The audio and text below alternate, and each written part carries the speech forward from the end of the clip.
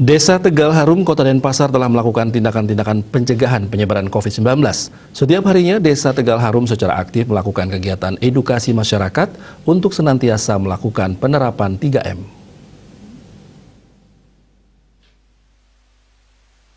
Selain mengedukasi masyarakat dengan penerapan 3M, pihak desa juga gencar melakukan 3T, yaitu testing, tracing, dan treatment secara masif, sesuai dengan arahan dari pemerintah.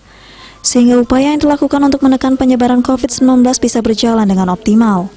Pihak desa juga akan segera melakukan tindakan testing dan tracing apabila ditemukan warga yang terkonfirmasi positif. Pihak desa juga melakukan penyemprotan disinfektan.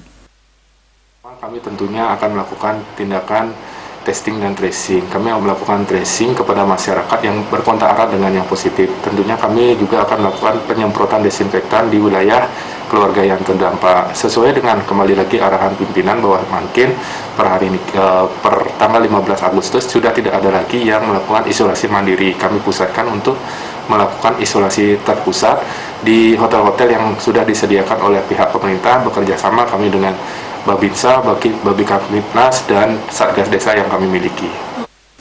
Pertanggal 24 Agustus 2021, jumlah warga Desa Tegal Harum yang terpapar COVID-19 65 orang dan sudah melakukan isolasi terpusat.